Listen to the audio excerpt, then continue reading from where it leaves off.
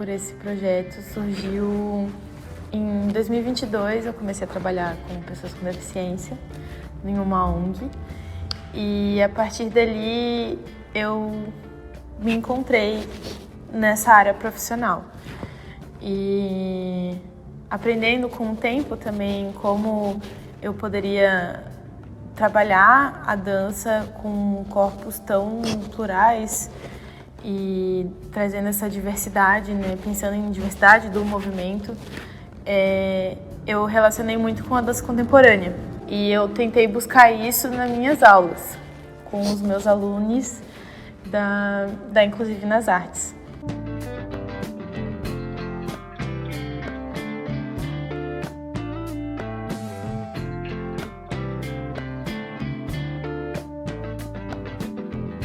Olá, eu sou a Adriana Vilar, sou uma das fundadoras aqui da Inclusive nas Artes. Eu sou arte educadora. Tenho 23 anos de caminho desse segmento da arte como um meio de inclusão. Em 2018, eu como professora de teatro, dava aula de teatro em vários lugares, tinha um grupo muito legal de alunos com síndrome de Down. No final do ano eu fiz uma peça chamada O Circo, que era de 8 pessoas e era uma sketchzinha assim de 15 minutos. Foi muito legal, foi uma delícia. E daí em 2018 eu escrevi essa peça para o Festival de Teatro, claro que toda reformulada. Isso que a gente teve 3 meses para fazer toda essa adaptação, criar tudo e apresentar. E foi um sucesso. E o sucesso foi tão grande que na época nós comentávamos assim, nossa, que oportunidade para essas 8 pessoas, né? Todos adultos também. Que vontade de fazer isso crescer, que vontade de fazer isso ampliar para todo mundo. E criar mais oportunidades, né? E usar a arte como isso, porque eles se desenvolveram muito, eles em 3 meses eles se desabrocharam, criaram muitas habilidades novas e foi um sucesso, enfim. Então daí começamos eu e o Rodrigo a pensar nessa questão de montar um ambiente, né, específico, isso, aquilo. E daí, dia 28, nós conseguimos então abrir Inclusive nas Artes. Um espaço incrível que tem a arte como meio de inclusão para pessoas com deficiência. E com isso a gente teve assim muitos aprendizados sobre a pessoa com deficiência, coisa que quem convive com uma pessoa com deficiência sabe que todo dia é um novo dia. Todo dia é um dia de aprender uma coisa nova. Todo dia é um dia de identificar o potencial diferente deles, é identificar uma vontade diferente. É um dia a mais para a gente criar novos vínculos, porque tudo isso é uma construção. Não acontece do dia para a noite.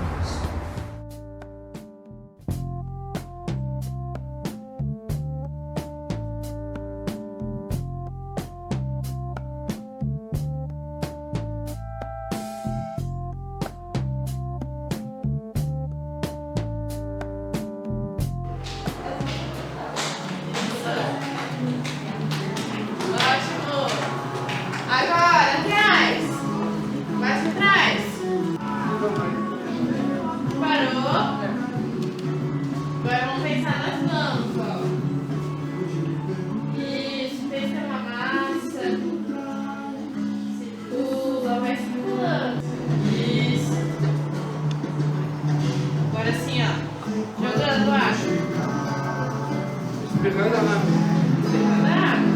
Abre e fecha, abre e fecha, abre e fecha, abre e fecha, abre e fecha.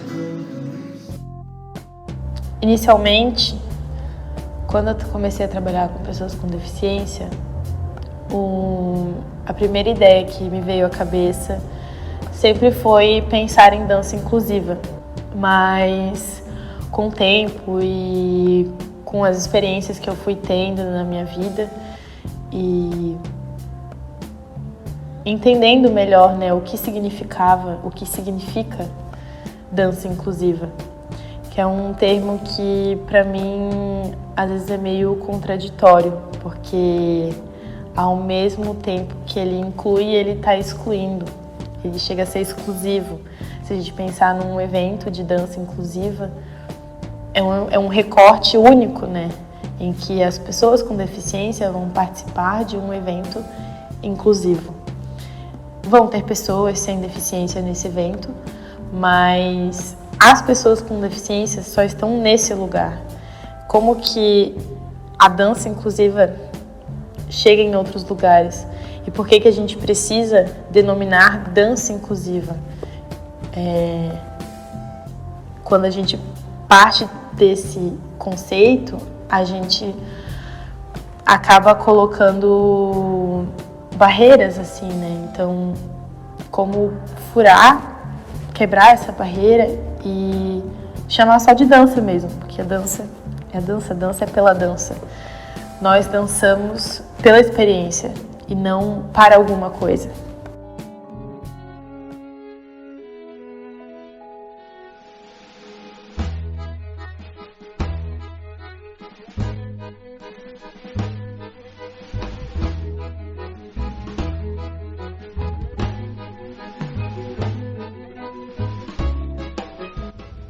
A dança contemporânea, para mim, pelo menos, traz essa possibilidade de movimento em que não se enquadra apenas a movimentos já pré-estabelecidos.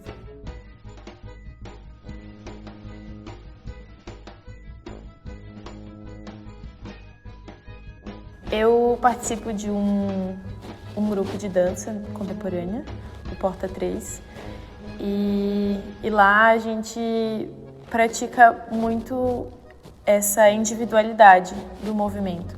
São bailarines que cada um tem sua história e seu contexto. Então, o nosso diretor, o André Oliveira, ele busca valorizar o potencial de cada pessoa. E a partir disso, do que eu aprendi, eu penso em aplicar com os meus alunos também. A partir de cada corpo e cada potencial, trabalhar com eles os movimentos que eles podem criar, a partir das minhas propostas, né? No Porta é trabalhado principalmente movimentos que são semelhantes ao nosso cotidiano, assim. E eu tentei buscar isso nas minhas aulas com os meus alunos. Então, eu iniciei principalmente pela noção espacial, assim, pensando no que o meu corpo no espaço, o nosso corpo no espaço, e para partir, né, para direcionamentos, assim, deslocamentos também. Então, pensando no meu corpo no espaço, o tanto que ele atinge, pensando em frente, trás, direita, esquerda, cima, baixo, e qual que é o meu alcance, né? Estando parado num ponto fixo. E a partir disso eu fui buscando deslocamentos, né? A partir da caminhada, que por ser um movimento cotidiano, cada um tem o seu jeito de executar o movimento também. E abraçar essas diferenças, né? E então, como isso pode trazer confiança no movimento deles, né? A partir dessa afirmação de que todos estão caminhando e cada um está fazendo o seu, trazendo a sua experiência e o seu movimento. Isso. Faz a perna lá, alguma coisa no pé. E Coração.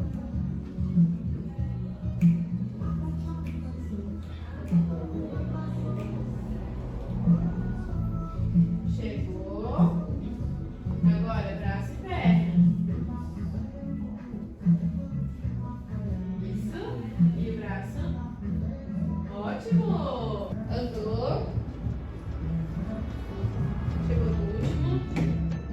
Mais uma coisa com a perna. Isso. Depois começamos a investigar movimentos circulares. Como nós já trabalhamos, né, num aquecimento, as articulações, tanto o ombro, pulso, quadril, mexer a cabeça. Então já eram alguns movimentos que eles já conheciam, né, pelo nosso aquecimento. Mas eu propus a eles a investigarem articulação por articulação, quais movimentos circulares dava para fazer. Depois pensando em membros também, né? No braço inteiro, na perna. Então eu falava a parte do corpo e eles iam investigando, perguntava se dava para ser só nesse sentido do círculo, se dava para ser em outro sentido, e isso foi instigando mais eles. Depois passamos para linhas ondulares, já que a gente estava trabalhando esse círculo, né? Como trabalhar mais ondular, oscilatório, assim. Então, partindo para outros formatos. Depois disso, nós começamos a investigar formas, figuras geométricas ou então linhas, né? E a gente começou no desenho. Cada um tinha uma folha e a gente foi desenhando formas nessa folha, e eu pedi para que eles reproduzissem no corpo deles. Por exemplo, uma linha horizontal. Como que eu poderia fazer essa linha horizontal com o meu corpo, né? Alguns deitaram no chão, outros só abriram o braço. Então, como visualizar essa linha, essa forma no nosso corpo? Essa foi a investigação inicial. Depois, nós partimos para uma sequência. Eu elaborei alguns desenhos de formas e sugeri que eles fossem propondo como fazer aquela forma. Por exemplo, como fazer uma estrela. Eu faço uma estrela com o meu corpo inteiro ou não? Teve um aluno que sugeriu que a estrela seria abrindo o braço e balançando os dedos. Então, isso era a visão de cada um. Claro que às vezes vinha um repertório de movimento que a gente já trabalhava em aula, mas eu também fui descobrindo outros movimentos que eles já conheciam, por qualquer circunstância que fosse, né? Ou se fazia aula com outra professora, ou viu um movimento em um vídeo. Então, fui buscando esse repertório que viesse de fora também. E foi muito bacana fazer essa investigação com eles e essa proposta, porque foram surgindo movimentos que eu não conhecia. Então, nós montamos uma sequência que, a partir dessas figuras que eu desenhei. E cada um foi sugerindo e a gente foi colaborando, né? Vamos fazer o que um propôs ou então o que a outra pessoa falou. E a gente foi ali negociando como que ia montar a nossa sequência, né? A partir daquelas figuras. E deu super certo. A gente está trabalhando até hoje essa sequência. E depois eu senti que eu poderia instigar mais eles ainda. Então, eu propus uma sequência de 4 movimentos, em que eu desenharia no papel 4 formas, 4 figuras, e cada um montaria a sua sequência, com a sua interpretação. As formas eram um círculo, uma linha vertical, uma linha horizontal e um X. E a partir disso eles iam montar a sequência deles. Então, fui de um por um, ajudando eles a estudarem, né, e perguntando como você enxerga essa figura, como você pode fazer essa figura com o seu corpo. E cada sequência saiu diferente da outra, assim. Tem alguns movimentos que são parecidos, mas teve gente que fez a sequência inteira só caminhando, teve outra pessoa que fez só usando o braço, teve outra pessoa que usou várias partes do corpo. Então, foi trazendo a essência de cada um e o que cada um tinha de repertório, né? Por fim, eu juntei essas 2 sequências e hoje a gente está estudando elas juntas para apresentar no encerramento da Inclusive nas Artes, né? Que a gente sempre faz um encerramento semestral. Então, é mais uma amostra de processo. Esse semestre eu enxerguei como uma amostra de processo. O processo que eles têm dentro de sala de aula. Tanto as dinâmicas que a gente faz no final da aula, de dança livre, quanto esse processo de investigação das formas e de criação que eles mesmos criaram, né, essa sequência, coletivamente ou individualmente. Essa mostra seria uma mostra de processos que não necessariamente é um resultado, por ser um encerramento de ano, né, encerramento de semestre. É mais para as famílias conhecerem um pouco do que acontece nas nossas aulas de dança, em que não é só eu como professora que vou propor e eles vão reproduzir. Tem momentos que sim, mas eles também podem propor, eles também podem criar, né? E é esse conjunto dentro da nossa aula de dança.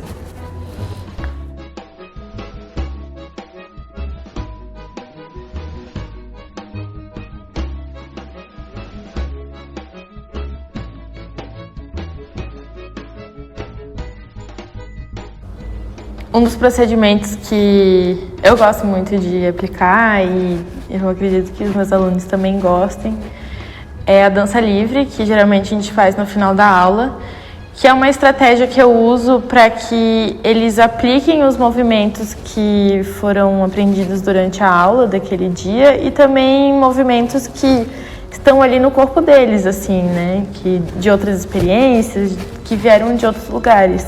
E que cada um também tem sua memória no corpo, assim, né? De momentos que tá dançando, a gente tá sempre dançando, né?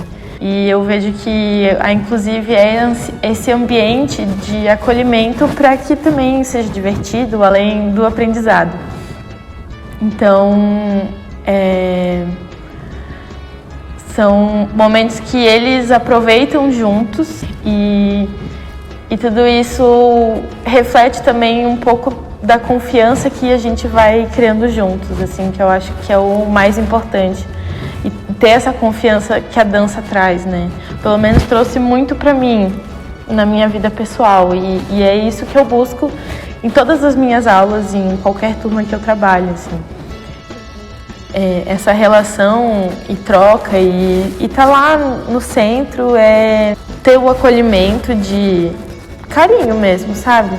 A gente troca muito carinho e eu acho que eles têm uma relação de amizade muito legal também, assim, com a gente, entre eles. Inclusive nas artes, ela surgiu com esse propósito, de trazer para a pessoa com deficiência um espaço que ela pudesse se desenvolver através das atividades de arte. Então, o nosso objetivo é, muito além de oferecer a técnica das oficinas que a gente, né, tem aqui, desse programa de atividades que a gente tem.